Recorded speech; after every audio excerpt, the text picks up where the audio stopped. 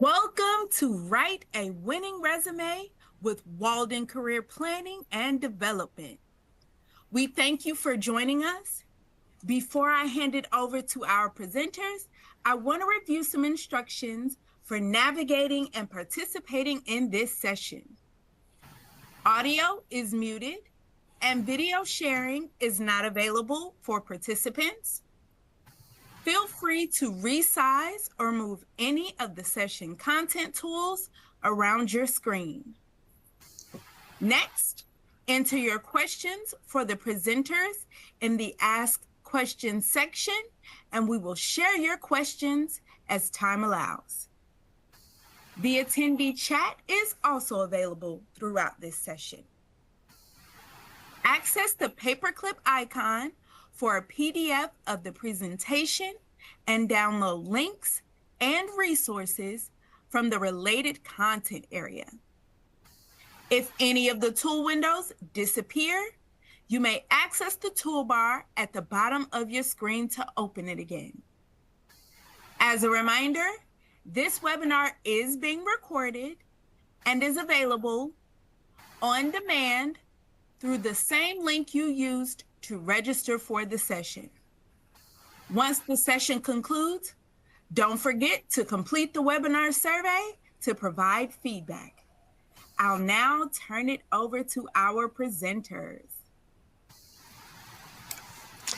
Thank you, Kayla, and hello, everyone. I'm Dina Berggren. I'm the manager of Walden's Department of Career Planning and Development. And joining me here today is Allison Fahey and also Denise Pranke, who are both specialist career advisors in our department. Did you happen to know that resume writing is the #1 reason why Walden students and graduates reach out to our department? If you've ever struggled with writing an impactful resume in the past, you're definitely not alone. Thankfully, Career Planning and Development can help you write a great resume. And we are excited to be here with all of you here today to share our resources and offerings and make the process easier for you. When you registered for today's program, you let us know your greatest challenge when writing a resume.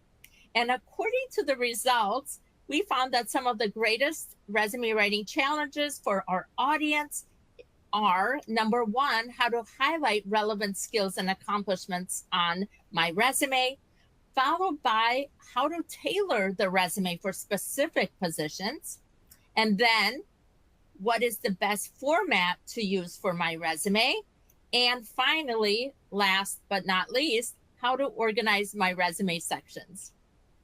So in this session, we'll address all of these resume writing challenges and much more. So let's learn about career planning and development. First of all, for those of you who are new to Walden's Career Planning and Development Department, our mission is to support students and alums in developing workplace skills to thrive as professionals and social change agents in organizations and communities. And our department is a part of the Office of Student Affairs, and we are here to support you during your Walden program and after graduation. And although we are focusing specifically on resumes today, we do want you to know that we have a multitude of resources and offerings that are available on our website on many career-related topics that you may be interested in. They include career exploration, job search strategies, networking, interview preparation, and much more. We invite you to visit our website at careercenter.waldenu.edu after this session to access all of our services and offerings. And now let's move on to the agenda for the session. We'll begin by exploring the resume resources that are available on the Career Planning and Development website. And after that, we'll review general formatting tips to ensure that you have a polished, professional-looking document. And we'll also focus on more advanced resume writing skills and strategies, such as how to highlight your unique value to an employer through a branding statement, how to write strong accomplishment statements that showcase your skills, and strategies on how to tailor your resume toward specific job and professional opportunities. And we'll also stop periodically to answer some questions. So let's start with our resume resources first. There are two main ways to access the Career Planning and Development website. And you can either get to our site through your My Walden portal or student portal, or navigate to the site directly at careercenter.waldenu.edu. And our resume resources can be found on the horizontal navigation bar under the Resumes and More tab. And here you can access resume writing tips and basic outlines. You can access custom resume samples, information about using the Skills First career management system to build a resume using one of its many, many templates that exist inside that system, helpful resume writing videos, and information on cover letters, career portfolios, and other topics you may want to explore. So next, we're going to highlight some of these key resume resources in a little bit more detail. One takeaway from today's session is that you do not need to start writing your resume from scratch. We provide you the tools to get started. The Skills First career management system is one of our signature offerings, and it can help you build quality resumes using its 600 plus up-to-date, easy-to-use general samples that are available right inside the system. You can find additional information about Skills First on the Resumes and More tab, along with easy-to-follow step-by-step guides to help you navigate the system. You can select one of the resume samples that are available and then use it to build your resume. Learn more about how to use Skills First by referring to the Resumes and More link that is available in your On24 related content module. If you're a Walden student or recent graduate, you can simply log into Skills First using your Walden email and password. If you're a Walden alum who no longer has access to your Walden credentials, simply reach out to our team and we'll send you a special alumni access code to set up your Skills First account. Next, let's explore custom samples. Career Planning and Development partners with academic leaders across the university to build custom resume samples to meet the specific needs of Walden students and graduates. And together, we've developed over 50 Walden preferred resume samples that you can preview on the Resumes and More tab, Custom Samples button. For your convenience, there's also a link to the Custom Samples page in your On24 related content module. Featured here on this slide are a few popular fields with custom samples, including psychology, public policy, counseling, education, business, healthcare, nursing, and there are many more. And these samples can help you quickly highlight not only your professional experience, but also your academic knowledge areas, your specialized skills, volunteer experience, and also accomplishments to help you stand out in the job search. You can choose a sample that best fits your needs and then log into Skills First to select that specific sample and then use it to build your document. And also remember that all of these resources and samples are there to guide you, but you want to always use your own language when creating your application materials. Next, let's discuss the AI tools inside Skills First. Skills First offers generative artificial intelligence, or AI tools, that provide computer-generated feedback on how you can further strengthen your resume and also tailor it toward your job targets. You can use these tools to compare your resume to specific job descriptions. You simply copy and paste the job details into one of the AI scans, and within seconds, Skills First will then generate ideas for you to tailor your resume to the specific requirements of that job. Tailoring your resume to your job target can strengthen your application and also help you stand out among other applicants. Be sure that any changes you make to your resume based on the AI feedback actually reflect your voice and your experience. So you want to make sure that the accomplishments, the skills, and the language does reflect who you are. And we have a short video and a blog article to help you get started using Skills First AI tools. And these resources are available for your convenience in your ON24 related content module. And in addition to Skills First, we also have over 40 video and webinar recordings available on resume writing and related topics.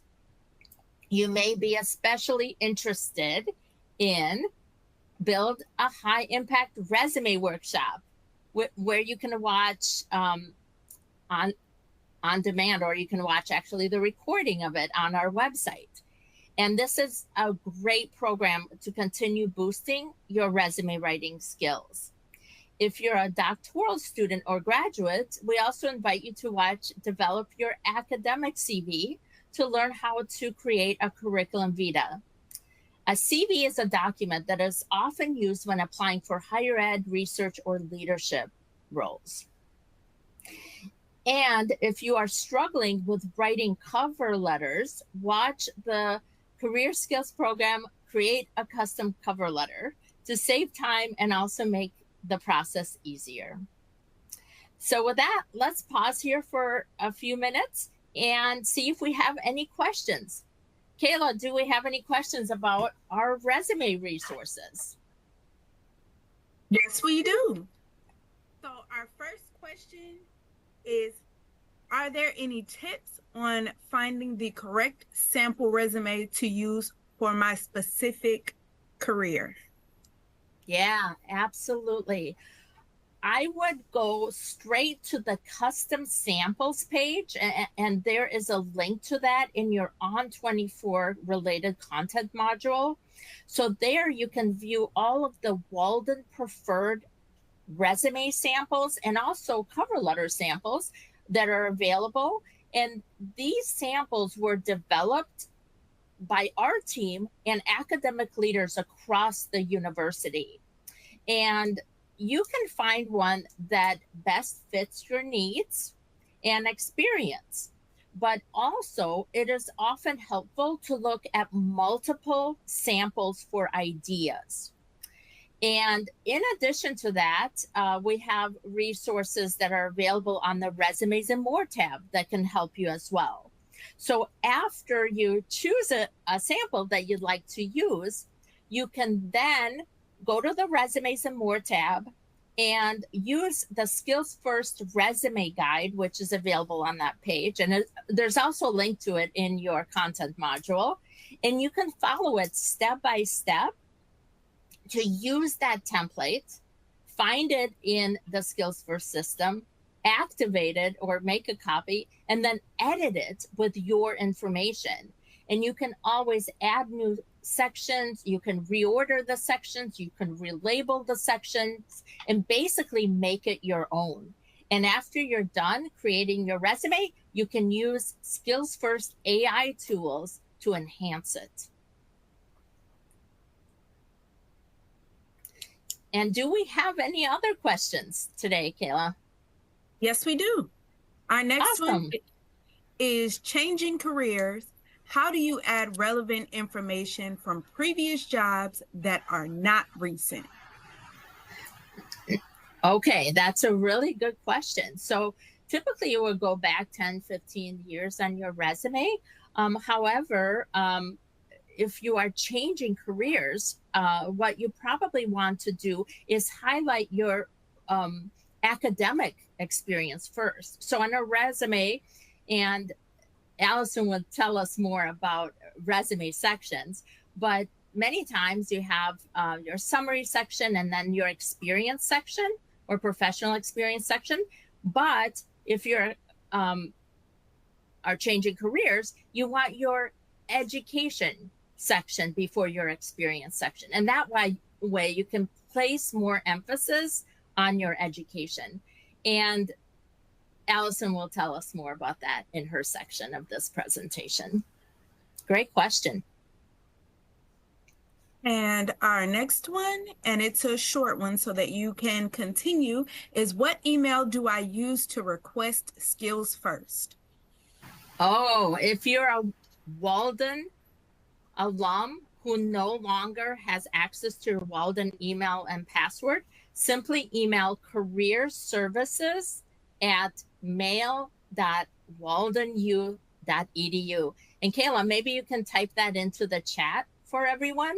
But this is only for alumni. If you're a current student or a recent graduate, simply go to the Resumes and More tab, and there's a link to that in your On24 content module. And then click on Skills First. Click on the button that says Skills First, and you can log in with your Walden email and password. All right. If there are other questions, we'll try to address them later in the program. But for the sake of time, I will now turn it over to Allison to guide us deeper into resume writing. Awesome. Thank you, Dina. So why are we doing this? What is the purpose of a resume? And the purpose of a resume is to effectively communicate who you are as a professional. It needs to capture the interest of your audience, and the ultimate goal is to receive an invitation for an interview. So this interview might be for a job or an internship, maybe volunteer position, scholarship, or fellowship. Most typically, it will be for a job application, so that's what we're going to focus on here. When you're applying for a job, you want your resume to not only show that you are qualified, but that you are one of the most qualified candidates for the position. These days, organizations can easily get over 100 applications per job opening. So how well you market your skills and experience, as well as your achievements and education, will directly impact your chance of being invited for an interview. A lot of organizations these days use applicant tracking systems, or ATSs, to rank resumes according to the key qualifications related to the position you're going for. So you want your resume to rank high enough to successfully move through this initial automated screening process and onto the next step of the review process. The advice that we're sharing today is designed to help you craft a resume that makes it through an applicant tracking system and also impresses the person or committee reviewing your documents so that they will extend an invitation to you for an interview. So let's start off by going over some formatting tips. Okay, to create a strong resume, both the formatting and the content of your resume are important. Here's some general tips that help create a polished and professional looking resume. Our first rule, very important, is to be consistent. This means stick with a particular format. If you're going to use pick one font style and stick with it, and be consistent with your font sizes as well. So for your font sizes, you want to think of a 14 to 18 point font size for your name and 11 to 12 point font size for content. Stick with some common font styles such as Calibri, Arial, Verdana, Times New Roman, if it's just a few of those. Keep your margins to 0.7 or 1 inch. That means that you can spread out your words a little bit across the page, but you don't want it spread out so much that it just looks chaotic. Color, you want to keep to a minimum. Ideally black and white, but if you do use color, keep it to a dark green or blue and avoid using red. You can use bold, italics, bullet points, but don't use them too much or your document might look cluttery. For length, 1 to 3 pages is standard, no more than 3 unless you're applying for USA federal jobs. Federal resumes are not restricted to the 1 to 3 page recommendation that we have listed here. Try to limit your use of personal pronouns like I, me, and mine. Best to start statements with strong action verbs instead. And finally, and possibly most importantly, double check your spelling and grammar. No mistakes, please.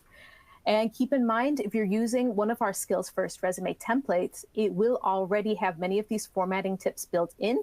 So it will make the process a lot easier. And you can use one of the Skills First AI tools to double check your spelling and grammar. So next, let's take a high-level look at one of our sample resumes. This is an example of a resume for a student seeking a business analyst position, and this sample was created using one of the templates in Skills First. We can see the main sections here, the header at the top, summary, experience, education, and it also has some additional sections. So as Dina mentioned earlier, the education section can be placed before or after the experience section, depending on what stage you're at in your degree process or career changing. We recommend placing your education section just below the summary section if you're making a career transition and your education is your most important qualification. Otherwise, the education section is typically near the end of the resume. So notice the consistent formatting on our sample. The section titles are all positioned and formatted the same, and the dates are all on the right-hand side. There is not only one right way to format a resume, but there are best practices. And as we mentioned on the previous slide, it is important to be consistent with your formatting.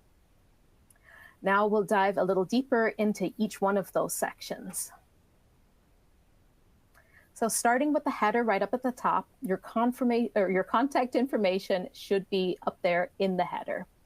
Start by including your first name, middle initial if you have one, and your last name. After your name, include your highest graduate degree earned. Here we can see that Teresa has her name and her MBA degree in a larger font size and bolded so it stands out. Next, include your geographical location, including your street address if you want, but it is optional. Otherwise, you can just stick with city, state, and zip code. Do be sure to include both your phone number and an email address. And if you're in an active job search, make sure you have a professional sounding voicemail message on your phone, and do make sure that your voicemail is not full so that somebody can leave a message for you. Avoid using a work email address or one that sounds silly or unprofessional. Anything that you maybe created back in high school, might be time to move on. If you're searching for a practicum or internship to fulfill academic program requirements, we do recommend using your Walden email address. But if you're searching for a job, we recommend using a personal one. If you have a career portfolio or professional website or on LinkedIn, you can add those links up there as well in that header, but they are optional. If you add a link to your LinkedIn profile, do be sure that your profile is up to date and the information on your profile matches the information in your resume. So let's pause just for a second. Want to check in with Dina. Dina, do you have any additional thoughts about the header section? Yes, Allison. Sometimes Walden students I work with have multiple graduate degrees, certifications, and licenses. If you are someone who has multiple credentials, list your highest degree earned after your name, followed by your most relevant certification or licensure. However, you can list all of your degrees, licenses, and certifications further down in the document. And Allison will show us how to do this in just a few minutes. Great. Thank you, Dina. That is really important to know exactly what can go up there and what should be placed lower. So our next section, we'll take a look at the summary section. So the summary section is one of the most important sections on your resume. It can have some different names. It can be simply called a summary or career summary, profile, or possibly a title describing your professional brand. You can have it in bulleted format, as is on this sample, or you can have a paragraph written out, or a combination of the two. Your summary should communicate your unique professional brand and sum up your top skills and achievements and include keywords that are related to the position you are targeting. So we can see here that Teresa shares specific information about her skills, and she quantifies her years of experience. She also includes information about her technical skills. She states that she has expertise in Microsoft Visio and Excel, Tableau, Google Analytics, SPSS. You can add all sorts of different things in here depending on what type of role you're going for. Also, if you do speak more than one language, be sure to include this information in your summary as well. Dina, can you share some of the most common mistakes you see students make in their summary section? Absolutely, Allison. I commonly see that the summary section on many resumes that I review is too generic, and also that it's not tailored to the specific position a student is applying for. Therefore, I'd like to remind everyone to capture your reader's attention by including specific skills and achievements and using keywords in your industry when you're creating your summary section. Thanks, Dina. We'll keep saying it over and over again. It's really important to take the time to tailor your summary to your job target. That's really important to do. So our next section, we'll take a look at the education section. So your education section should be listed in reverse chronological order with your most recent or current program at the top. So if you're actively in a degree at the moment, you may put that on your resume, put it right up the top. Your degree is the most important information in this section, so we recommend listing it first and bolding it as shown here. So in this example, we have the graduation dates listed on the right-hand side. We follow this pattern throughout the entire resume to give the document a balanced visual appearance, and we stay consistent the whole way through. If you have not completed your program yet, list your expected graduation year. And if you expect to graduate this year, then you can also include the month. Dina, what other information could be included in the education section?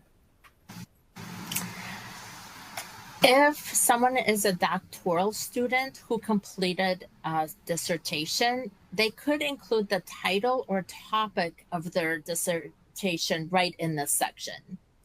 And also, if someone is a student who is applying to field experience sites, they may want to include their GPA in this section if it is a 3.5 or higher.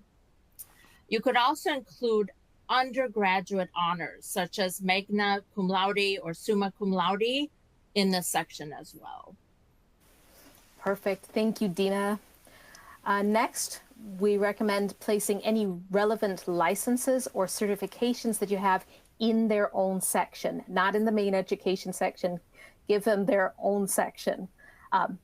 We can see that Teresa has a Series 65 and a Series 6 license related to finance, and she has 2 certifications. She lists them in reverse chronological order, just like the education section, and includes the title, organization, and the date. Date is on the right, staying consistent with the education section. If you don't have any licenses or certifications, no problem, just leave that section out. And next we'll move on to the experience section. Okay, so here you can see that the title of the experience section in our sample is business experience to highlight Teresa's business experience. She also has a section titled additional experience that lists positions that don't directly relate to her target job. This additional experience section is an optional section.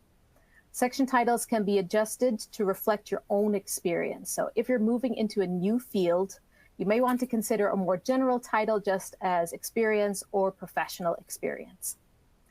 And in this example, Teresa lists her job title in bold first, followed by the organization and the location. The dates of employment are on the right, matching the education and license and certification section.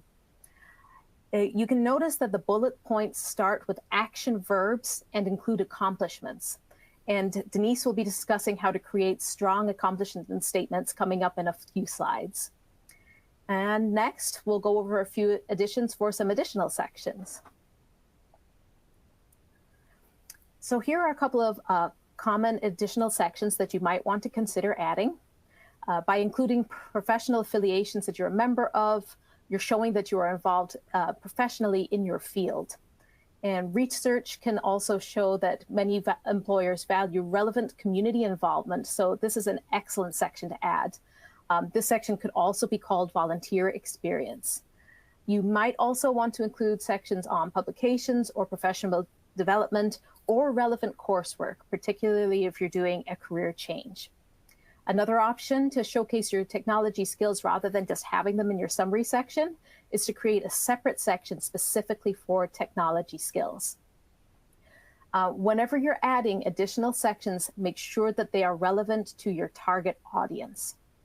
So now that we've discussed the main sections of a resume, we'll pause for a few more questions. Kayla, what have we got? Awesome. Our first question is, can we put the degree we are working on? And I know you answered that previously, but I wanted to highlight that again since that is such great information. Yes, absolutely. You do want to put that on there, show it off, and then just put your expected graduation year on there, or if it's this year, put the month on there as well. But yes, please do put it on. Great.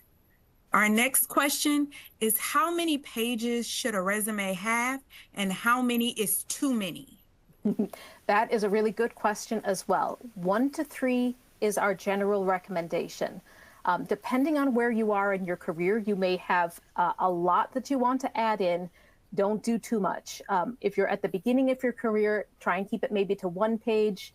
Later on, then 2 to 3. But think about tailoring it to the position you're going for. Make sure that whatever you have in there is relevant. You don't want too much extra information, and consider carefully how many years back of professional experience you're putting on there. The exceptions to those are federal resumes, as we mentioned. Those have to be much longer.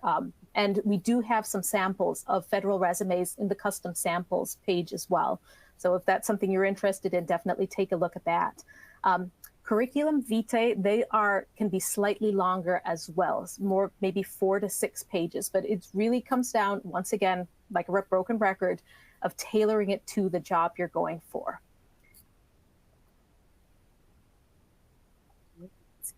And that kind of steps into this next question. Is a CV valuable for students that are still pursuing their degree? It depends on the role you're going for. CVs generally are asked for when applying for teaching positions in higher education, maybe some research positions, sometimes some consulting work as well. It's more common for doctoral students to need to put together a CV. And a lot of CVs are going to be very, very similar to a resume. You'll have a lot of overlap between them, but check and see what the job is asking for. So if it's asking for a CV, then you definitely want to create it. Otherwise, just stick with a standard resume. And I think we have time for one more quick question, which is a great one. Should anything about your religious or spiritual affiliations be included? Oh, that is a very good question. It's going to be a little up to you if you want to, but with a strong caveat, if you don't want to put anything in your resume that could lead to any bias of any kind. So if it's not directly relevant to the position you're going for, probably the recommendation would be to leave it out. If it is relevant to with the job that's posting, if it's part of the job description, then by all means keep it in there. But really think about anything that could create bias within the process. You want to avoid anything that would possibly be a hindrance for you moving on to that next round. So great. Thank you for all of those questions. And next, I'm going to turn it over to Denise, who's going to share some advanced strategies to help you stand out and get noticed. Thanks, Allison. So in this section, we're going to introduce 3 specific strategies that can make your resume more effective, intriguing, and noticeable among the many other applicants who may be applying for the same position. We'll show you how to highlight your unique brand, develop strong accomplishment statements to showcase your achievements, and how to quickly tailor your resume to a specific job posting. And I know when Dina started us out, she mentioned that that was one of the top interests that many of you have. So next, let's start with the branding statement in the summary section. The branding statement is used to help the people who are reading your resume, whether they're recruiters, hiring managers, or other professionals in your field, to quickly grasp the unique value you bring through your experience, skills, and achievements. The branding statement is typically the first sentence in your summary of qualifications section.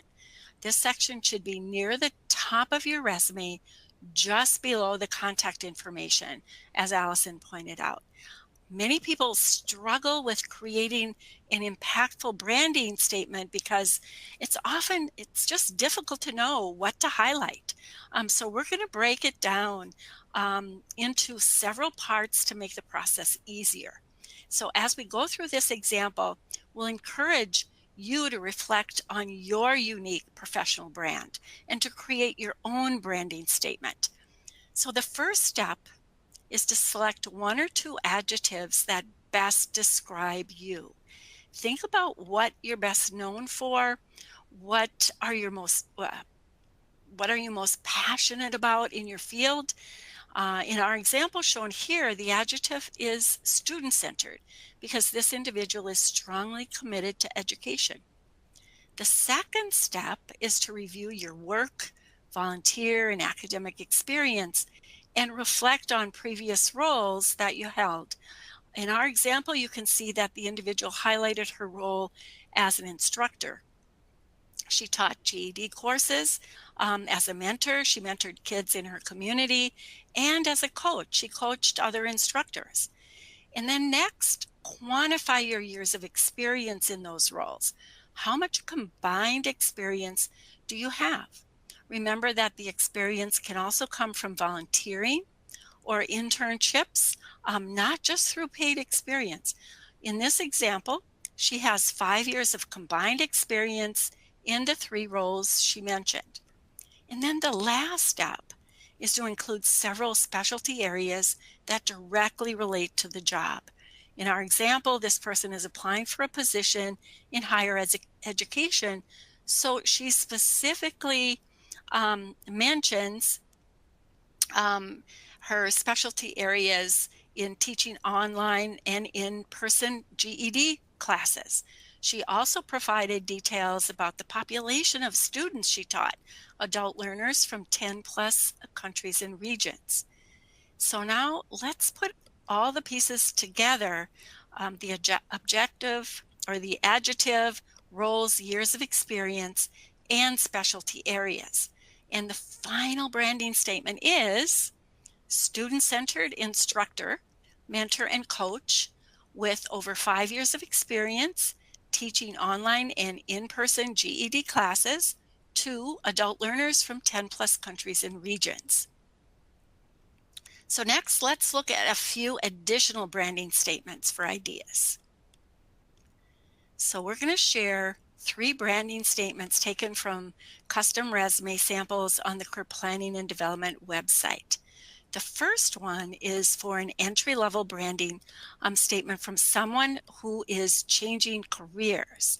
And I know we have someone who mentioned that they're in that process.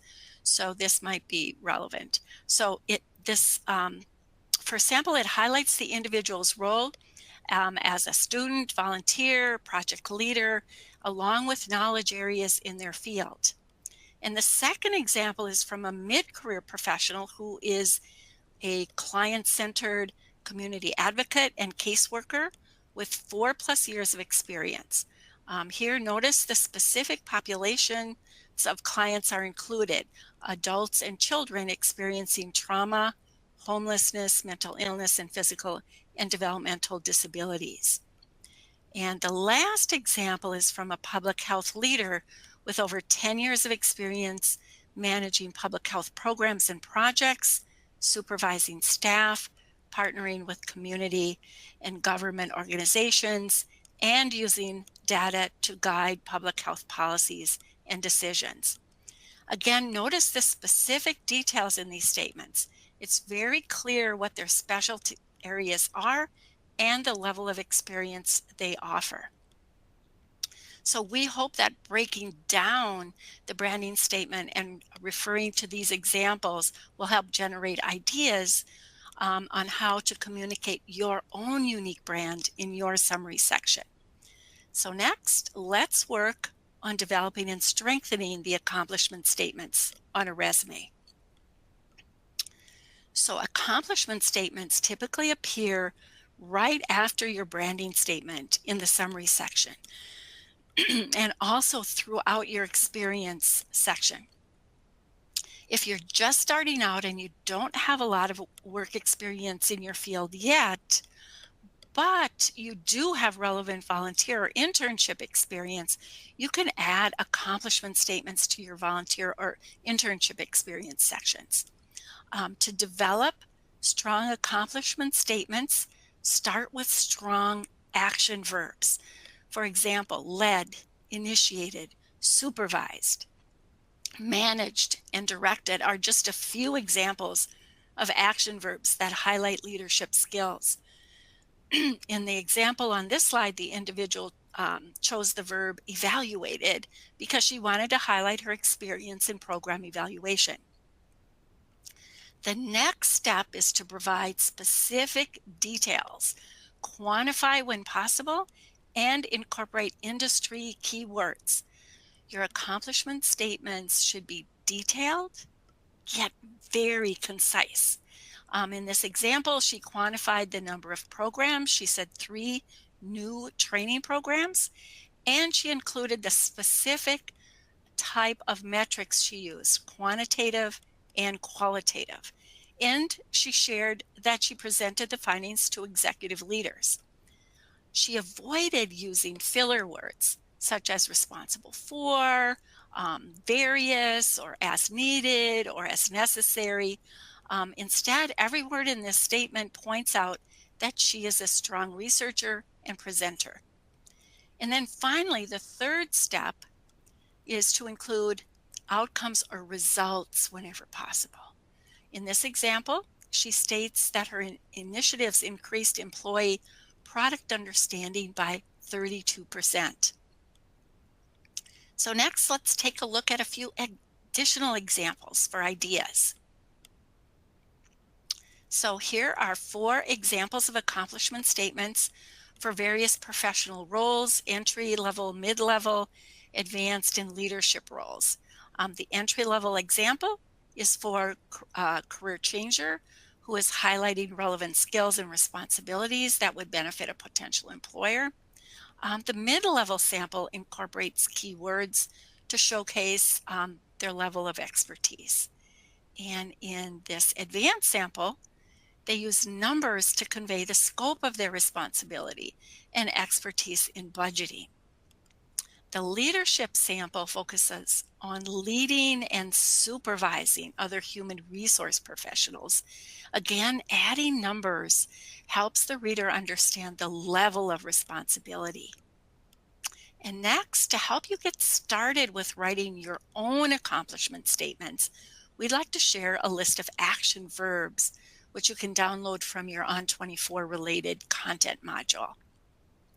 So on the list, you'll find action verbs that highlight research, communications, leadership, technical, and other skills. As you write your accomplishment statements, think about the impact you made in organizations where you worked or volunteered. How did you make a difference? What improvements did you make? Were you recognized for your efforts? This is not the time to be shy. You really want to let the reader know your impact and what you achieved. And so next, we're going to share one more important strategy to ensure that you have a powerful resume that can move you through the applicant uh, uh, tracking systems and the application process. So one of the most important and most difficult steps in effective resume writing is tailoring your document toward a specific organization, employer, or job posting. And you heard Allison mention that a number of times as well. So we're gonna mention it one last time here, but we're gonna give you a tool to help you do it. We often get questions from students about, is it really necessary to tailor their documents to specific opportunities? And the answer is definitely a yes. Each and every resume you send out should be tailored to increase your chances of advancing on to the interview. The good news is we have a strategy to help you to save time and effort in tailoring your document. We're going to show you how to quickly match your qualifications to the employer's needs. So let's start with selecting a job posting for our example. Did you know that Walden has a job board where employers and members of the Walden community can post jobs and other experiential opportunities? So take a moment to click on the Walden Job and Internship Locator link provided in your ON24 related content module. And here you can search for the types of positions that you may be interested in. And for the purpose of our demonstration, we selected a family housing case manager position that was posted on the Walden job board. Most positions you find will have some information about the organization, the duties and responsibilities for that position, and the job requirements. Review the information carefully to identify the key skills and qualifications that they're looking for. Then ask yourself, which of these skills and qualifications have I acquired through my academic work or volunteer experience? And then one way to help you with this activity is to create a skills match table. So we're going to take a look at that next, and it's fairly simple. Start by creating two columns. The first column is for the employer's needs, and the second column is for your skills and qualifications. In this example, we took some of the key requirements from the job posting and we listed them under the employer's needs. In our sample, the student that is looking at this position is a Bachelor of Science in Human Services graduate. And so this person doesn't have any relevant work experience yet, but she has volunteered in a youth crisis center and at the National Organization for Human Services. Through her prior volunteer roles in education, she gained knowledge and skills that would be valuable for this employer. So let's complete the skills match table for our applicant. To let the employer know that she has over 1 year of experience, she quantified her years of experience as a crisis center volunteer serving youth who were experiencing homelessness. She also mentioned the training she received in crisis intervention. Next, to demonstrate a strong understanding of the case management process, she included the specific steps in the process, such as assessments, treatment plans, linking, monitoring, and evaluation. And then she shared information about her computer proficiency by including how she used Microsoft 365 tools, Zoom and Canvas technologies to facilitate communication and deliver presentations. And she mentioned her involvement in the National Organization for Human Services to demonstrate her communication skills. And then finally, she gave evidence of her experience working in diverse environments. We encourage you to create your own skills match table when applying for jobs. Select a job posting, review the skills and qualifications that are needed, create your table, and then add your relevant accomplishments into your resume summary and experience sections.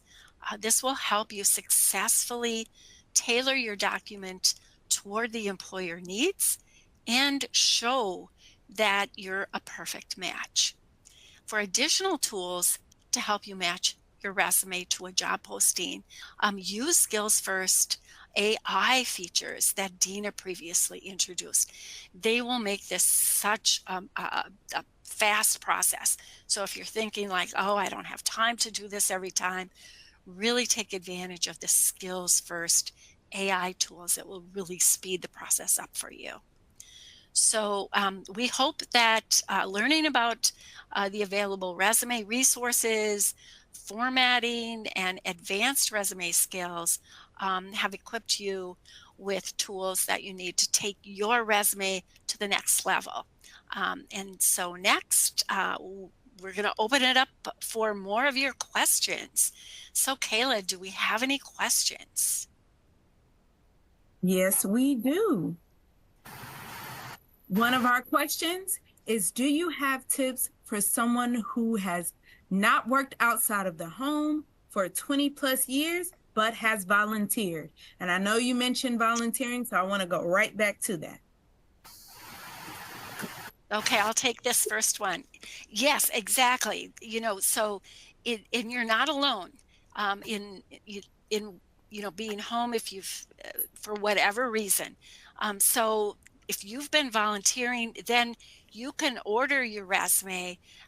As Allison mentioned, you can tweak the order a bit, and you'd have volunteer experience, and include those positions where you volunteered, and then format them just like the experience section that Allison went over. Have some bullet points. What did you do as a volunteer? What did you accomplish as a volunteer?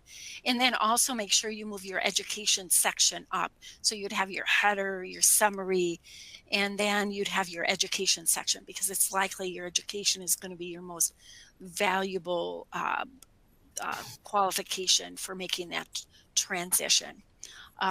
Dina or Allison, do you want to add anything?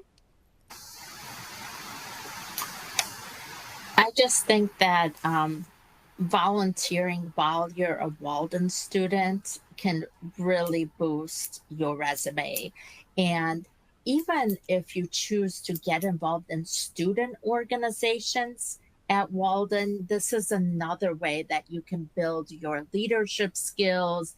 You can maybe get some new organizational skills, presentation skills, and that can help close that gap as well. So community volunteering, but also volunteering here at Walden University.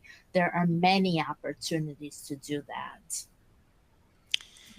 Yeah, and Dina, I'll also add that you may want to make an appointment with one of us as well to give you some additional, more in-depth guidance into your specific, unique situation.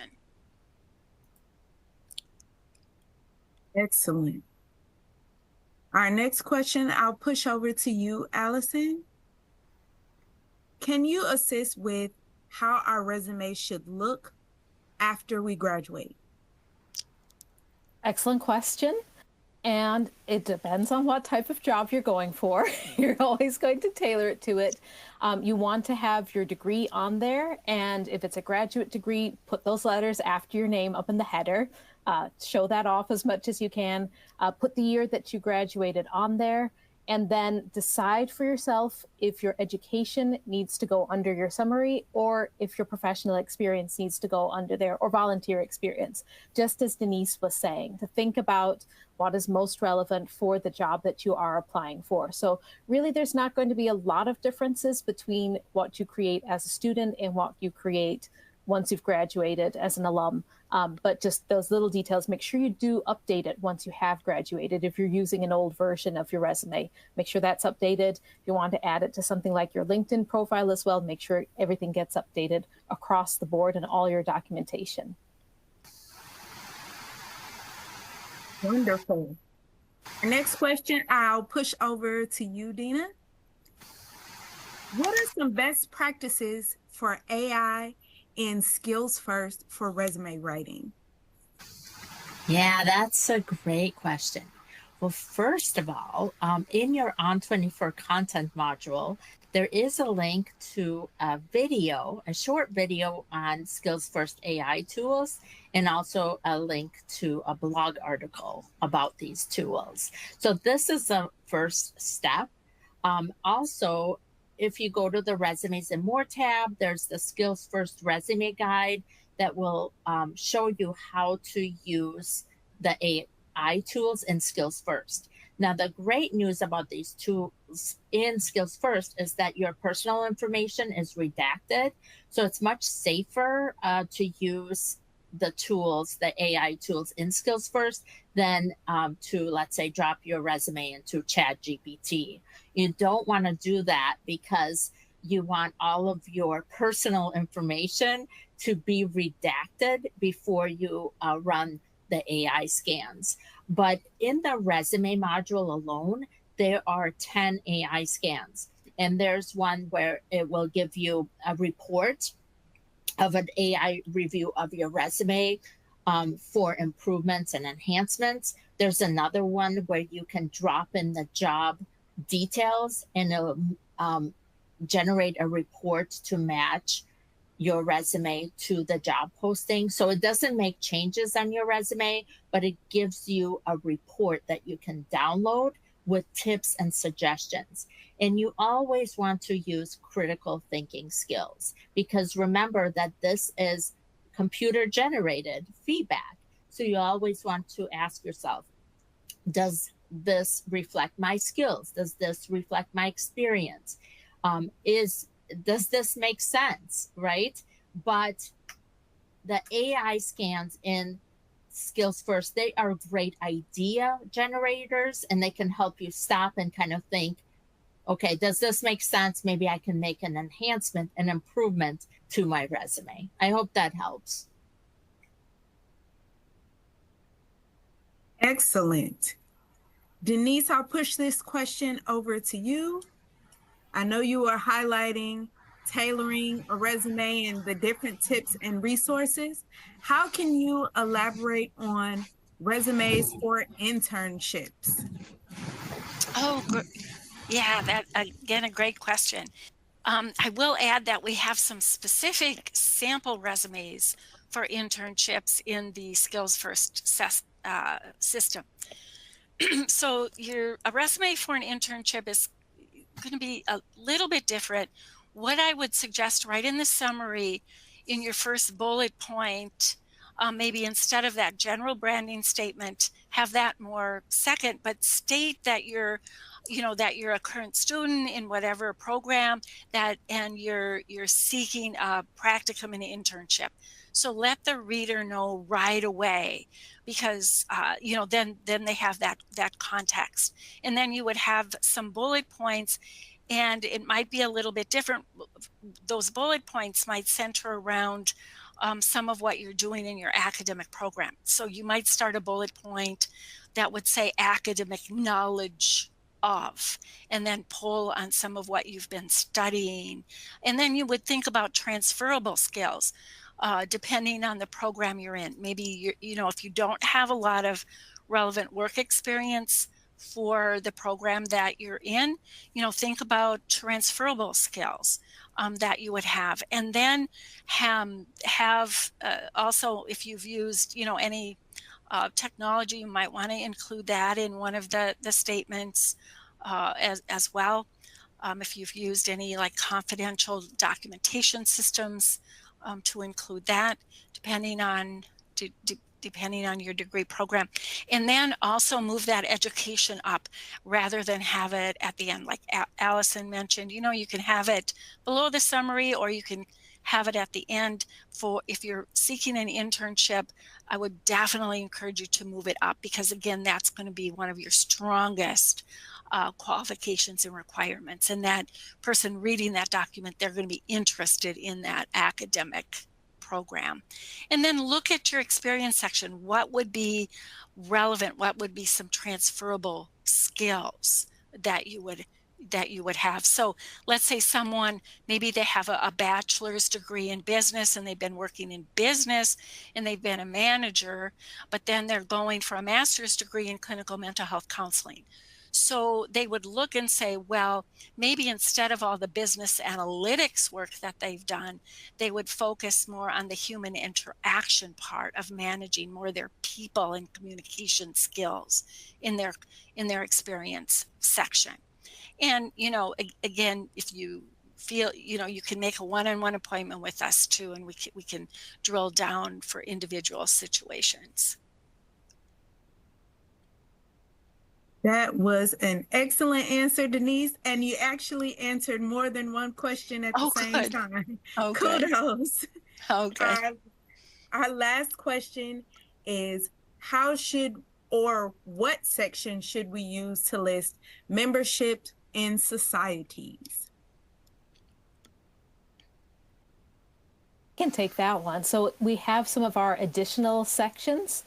You can have one that literally just says affiliations or affiliations and honors. There's a few different titles that you can put that under. If you take a look at the samples, you can take a look and see what the different options are there, but oftentimes it's just affiliations or affiliations and honors as well. So decide what works best for you. Wonderful. And I will actually pose a question and also answer it. So many of you may want to know if you can watch this session on demand. That is a yes. You will receive an email. And I believe I also saw a question about the PowerPoint that is being shown. That is in your related content as well. So I'll now turn it over to Dina to wrap up our presentation. Thanks, Kayla, and thank you everyone for submitting your questions. To help us wrap up, we'd like to invite you to continue engaging in your career development by visiting our website, scheduling a career advising appointment, reaching out to our team, and following us on social media, subscribing to our YouTube channel, and reading articles and career stories on our blog. We also invite you to watch our recent collaborative webinar series with Walden University's Office of Civic Engagement and Leadership that includes the webinar, Communicating Your Brand on Your Resume. And a link to register for this program can be found in your ON24 content module. Also, your ON24 related content module is your toolbox for effective resume writing. So please take some time and download all of the links, save all of those links that you can refer to them. And we would love to get your feedback on today's program. So please take a moment to complete the short survey in your ON24 Take Action module. Let us know how we did here today. And finally, don't forget to download, again, everything, including the PowerPoint slides like Kayla mentioned, and all of the resume resources and links. And thank you for joining us here today. Also, a huge thank you to Allison Fahey, Denise Franke, and Kayla Willis, who made this program possible. Have a wonderful rest of your day, everyone.